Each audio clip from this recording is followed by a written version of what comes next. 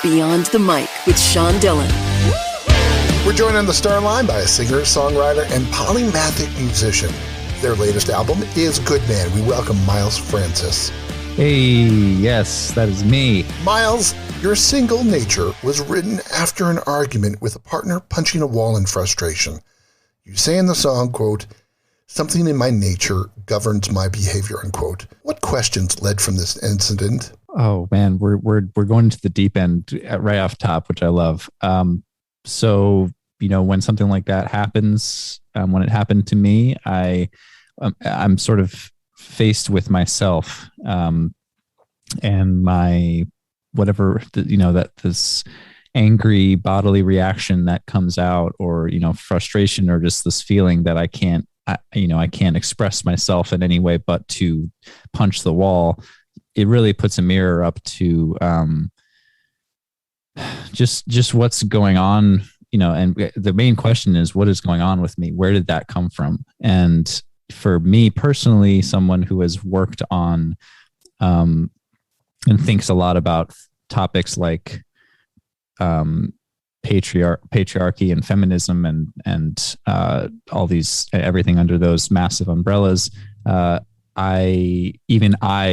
somehow something in me made me punch a wall during a fight. And how did that happen? It's got me thinking about my family, about my, this question of where did it come from? How do you normally tackle frustrations? It's a good question. I mean, that is the question. I think that it's a mixture of at any given time, it could be a mixture of influences to make you do something like that. There's the more granular micro level, again, of like how I'm dealing with things and how I've been taught to deal with things, maybe from my own upbringing or childhood or friends.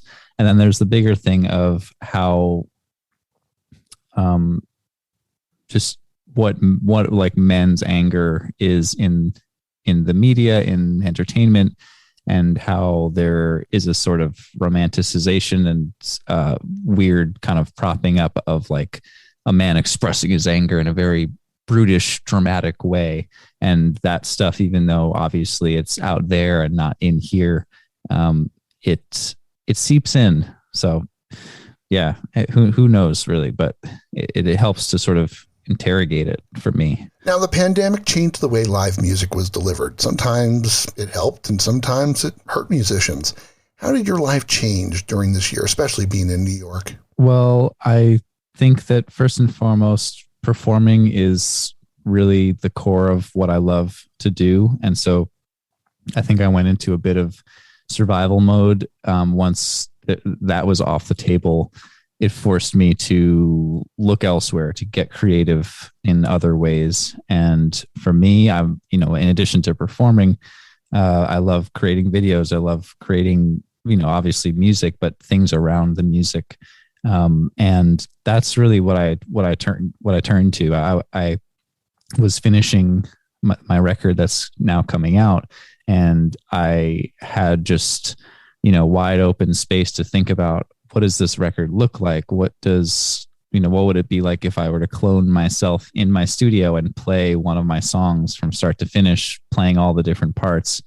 All these ideas that when you're moving fast and in sort of normal or pre-pandemic life, it all that stuff comes when you can. But the pandemic, I was forced to just try to stay creative in whatever way I could. And then when I finally got the chance to perform again towards the end of 2021 last year, it was just like a bomb dropped for me emotionally, because I was like, oh, right, this is the thing. This is the direct contact that I yearn for, that when you're just online all the time, yeah, it's fun, but there's a shallowness to it at the end of the day. So I just can't wait to play more and more as time goes on. It's a palpable experience when an audience reacts to your music. How do you feed off an audience?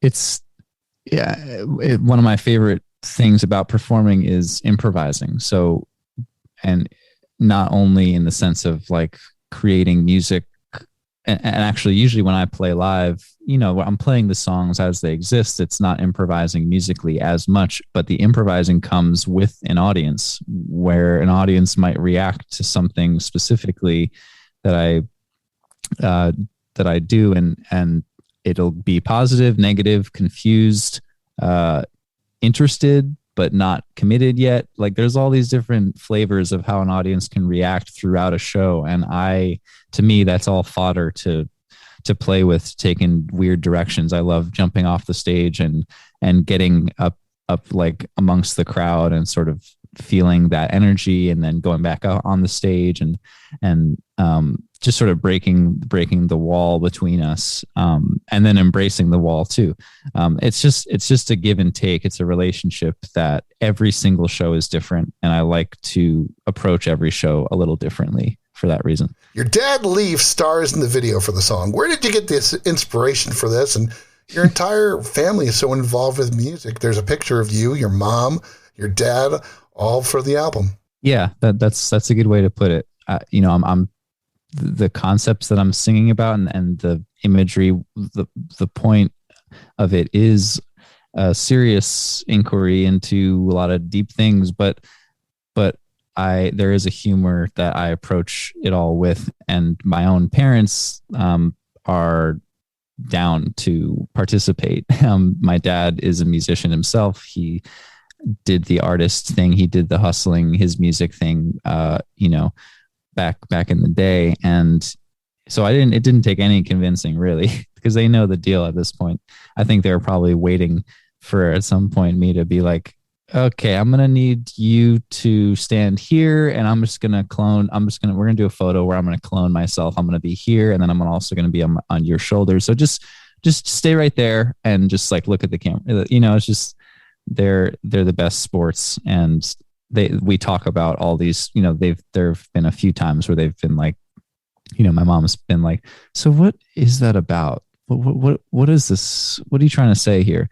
And because I'm singing a song about something in my nature, and I'm insinuating that I get this from my father, or I get this from blah blah blah, and they want to know like, so what do you mean, like, but there's a grander concept, not necessarily relating to them personally, maybe some here and there, but yeah, I'm very thankful that we can all kind of have fun with it together. Miles, it's time for the Rocky Nate. 8 random questions. Answer with the first thing that comes to your mind. There is no pressure. Yes, I'm ready. Which NSYNC member are you most like?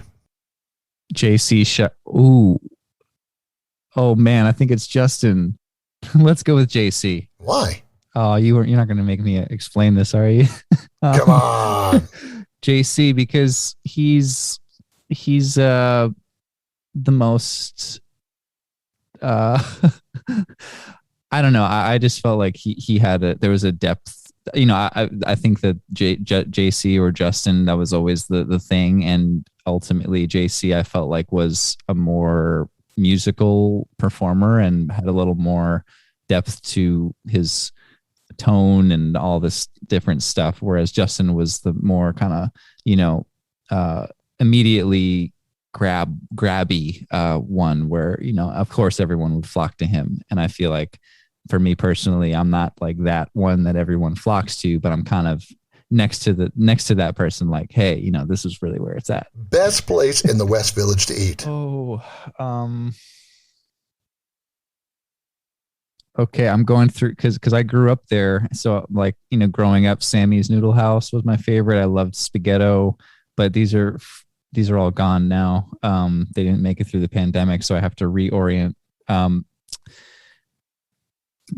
go with I'm going to give the shout out to Pesce Pasta, just a solid Italian restaurant right on Bleecker off of Cornelia Street. Good spaghetti and meatballs.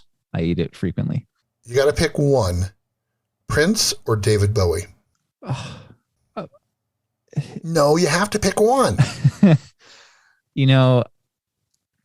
I'm just staring at these 2 massive Prince books I just bought, and I already have like 5 Prince books, and the bottom line is I've listened. I'm more knowledgeable about Prince than I am David Bowie, even though I relate to David Bowie more. I gotta say Prince. What's your proudest accomplishment? Oh man, right now. These days it feels like this record that I'm putting out, musically, career or creatively. This record is a record I feel like it's one of those things that I've been working on it for my whole life. And, it's like, it's been a process, and I feel like I'm just gonna, there's tons of other things that are more important than making a record that have happened to me. But right now that feels like the most potent answer. When was the last time you went to the beach?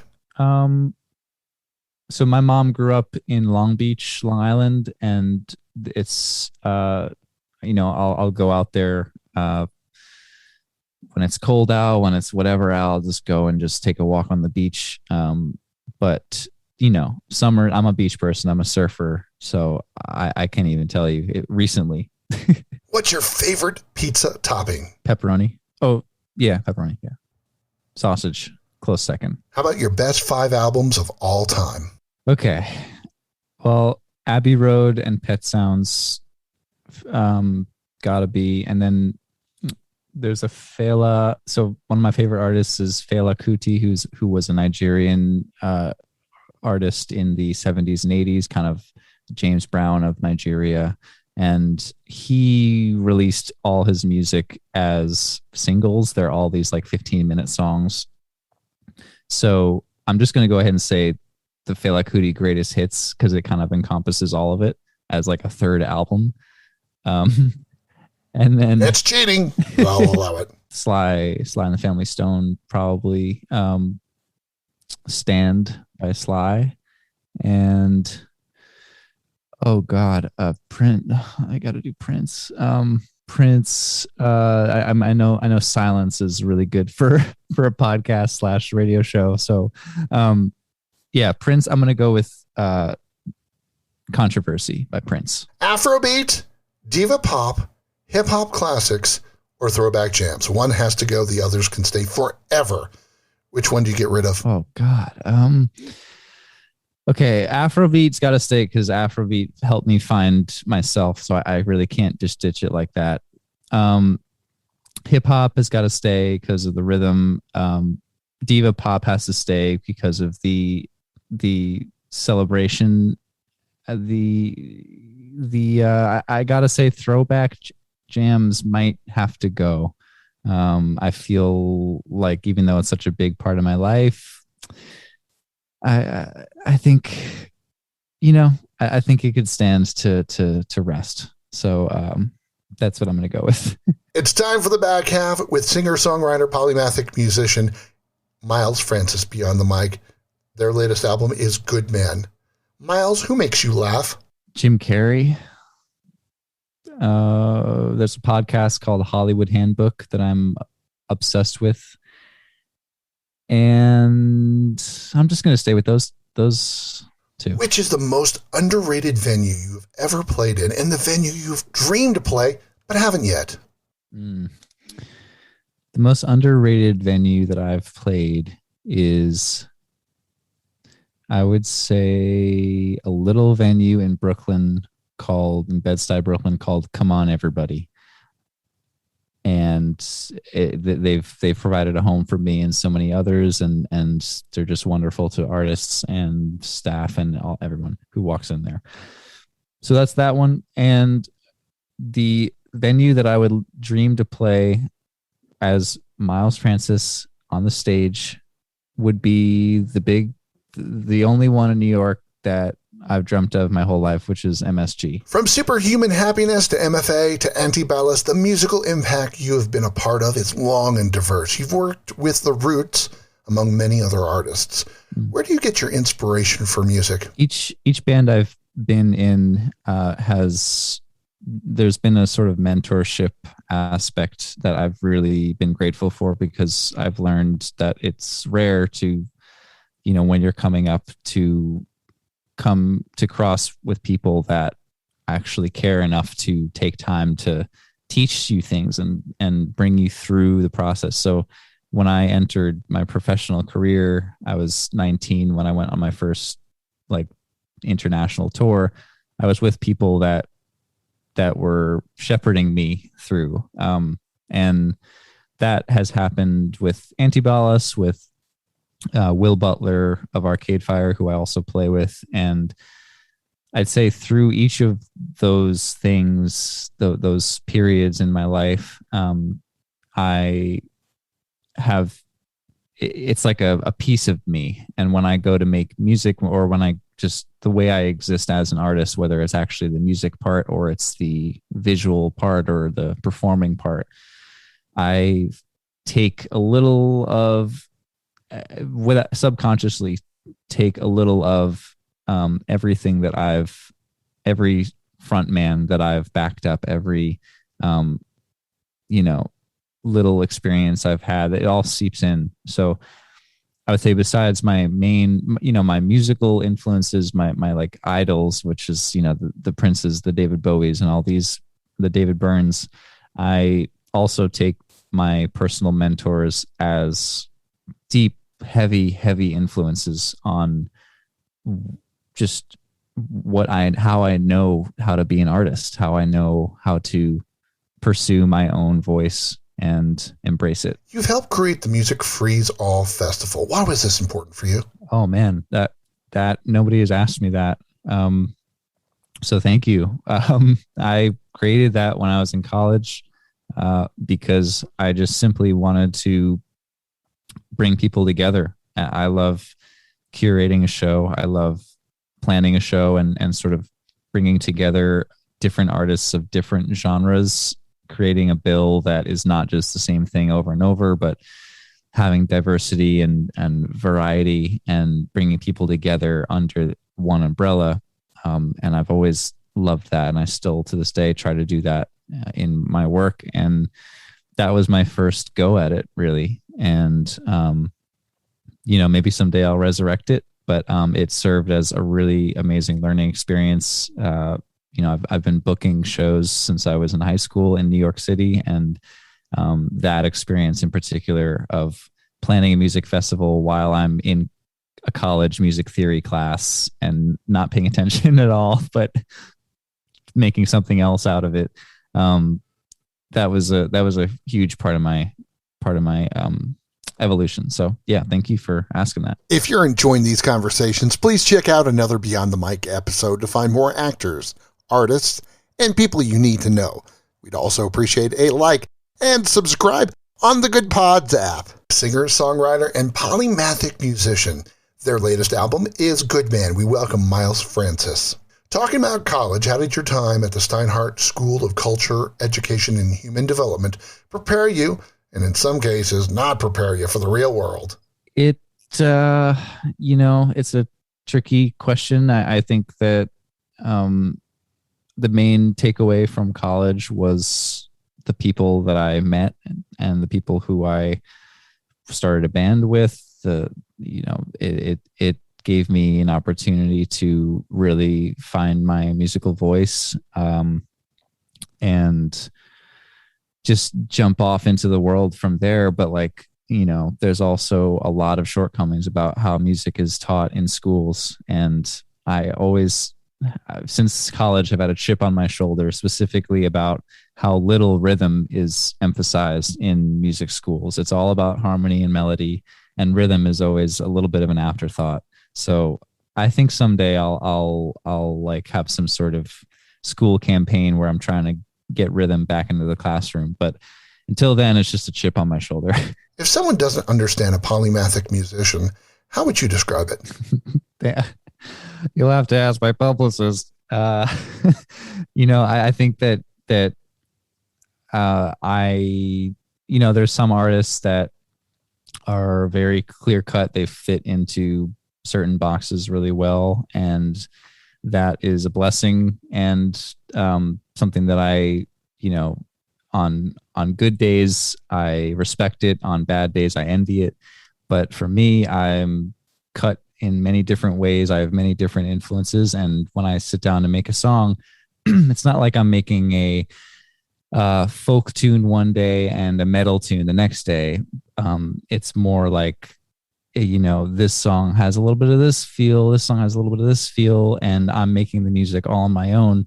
And it's really just what my body is feeling that day, and that is the song. And that isn't always fitting. It doesn't fit into your, chill out Spotify playlist, or your running Spotify playlist, or your walking Spotify playlist. Sometimes I write a song where, it's good to walk for the first half, and then you got to run. And so, I don't know. That's I guess what being a polymathic artist is. You like making shapes with your hands to come up with guitar parts. Why does this work for you? Well, basically, drums are my kind of trained instrument. It's what I played my whole life, and went to college for it, and it was always my focus.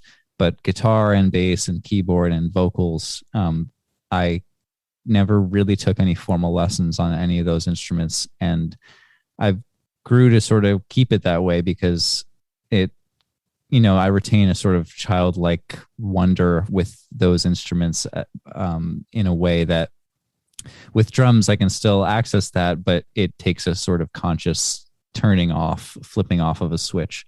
And so with guitar, I love just the idea of like, I'm gonna play this chord, but then I'm gonna just move my finger just one string over or one fret over, and then it becomes another thing. And then there's your verse right there, and then the chorus. Oh, I'm gonna move my finger over here, and then I'm in that shape. And then the problem comes when I'm trying to like write down the chords to my songs, and I'm like, oh God, I gotta Google this because what is this? What path would your life been on if you hadn't met Billy Martin of Medeski, Martin and Wood? Oh, Billy Martin is one of those mentor figures that I was talking about earlier. That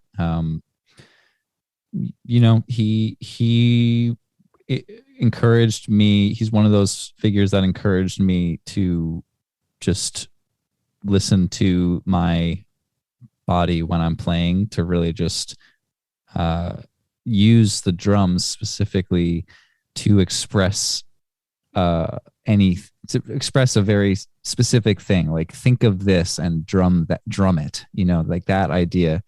And just the way that he conducts himself as an artist who, he has a family, he has a space, his home. It's all, he's carved out a niche for himself, and it's just very him. It's just, he is his own little world that you can step into. That idea is something I strive towards. Has your love of music evolved, and in which way? Yes. Well, I don't know. Sometimes I think it really hasn't. Like, I'm just the same person, just like with a different, in a different phase. But I, at this point right now, feel like I've, I'm at the culmination of a few different phases of deep study of certain musics, and it's all kind of coalescing. So I had a huge Afrobeat phase where I was just deep into that music. Then I had a deep Prince and funk phase, and this is all preceded by just being obsessed with pop music, and starting with boy bands and all the way up till all extending out to Bowie or Madonna or Robin, or like any pop music like that.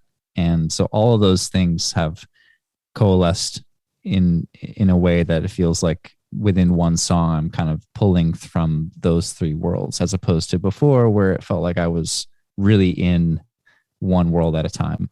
What musician do you love that others may have misunderstood? I'm gonna go personal and say my dad. My dad, Leif Arnson, is a musician that I love. That not to turn this into a therapy session, but that I wish more people, back when he was, making music more full time. I think he had a really special voice, and I'm planning on recording some songs with him and putting them online, because his music all existed before the streaming wars and everything. So yeah, props and shout out to my dad, because he made me artistically, he set me up to be where I am today. How do you describe your musical voice now? Oh gosh.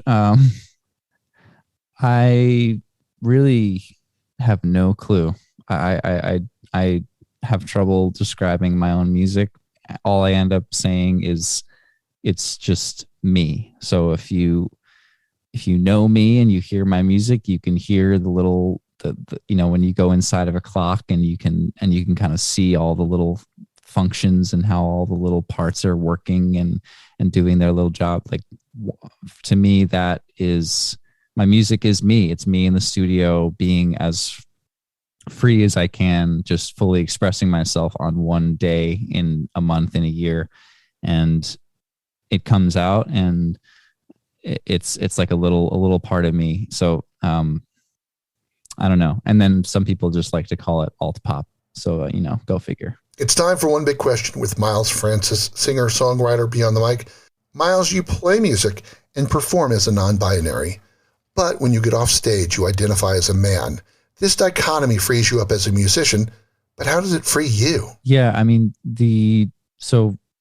I do identify as non-binary, and part of that distinction and decision and realization I had was that when I am on stage, when I am in the studio, when I'm playing music, I am what I have learned as what non-binary is, which is just sort of floating above, or not above in a hierarchical way, but floating above sort of man-made distinctions and language and all these things, not limited to gender, but gender is part of it. And then when I get off stage, or when I leave the studio, I become in the world again. I become a man moving through the world as a man with other men. And that started to feel like a box to me that I needed to break out of. And it's been a process of basically marrying those two things and bringing the Miles that's making music, the Miles that's engulfed in music and performance, and marrying that person with the Miles that's just walking down the street, or the Miles that's doing a podcast interview.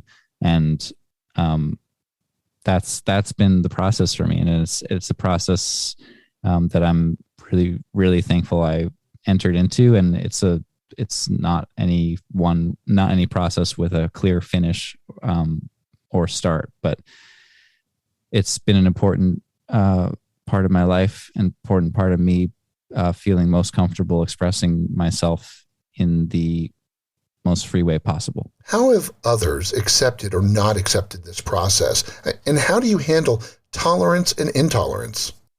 I mean, it's kind of like, the way I like to think about all this is, people that might not tolerate things like gender fluidity or whatever, those people very well might love David Bowie.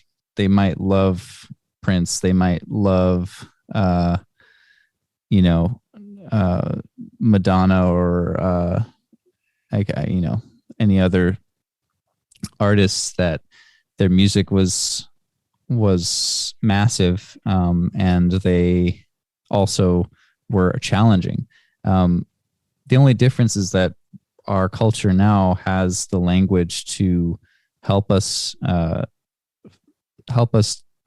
identify ourselves in ways that are empowering, and not kind of try to fit into boxes that are already created for us to understand people. So, I've been very, very, I initially was not sure if I wanted to be public about my non-binariness. And then ultimately I made the choice to do that. And I've been very, very taken aback by how supportive our like culture is. And yeah, there's going to be people that are a little bit slower to come to the come to the table and change is hard and change is weird and it's messy. And we're in the middle of a cultural change, a big shift, and it's going to be messy. And so I would just direct people to any artist of our past decades and think like, what would they do today? How would they identify themselves today if they had the language? They like pepperoni pizza, want to play MSG, loves Prince, and describes his music as alt pop. Their album, Good Man, is available now. We thank Miles Francis for taking the time to talk with us today. Thank you so much for having me. I really appreciate it. And that, my friends, is Beyond the Mic.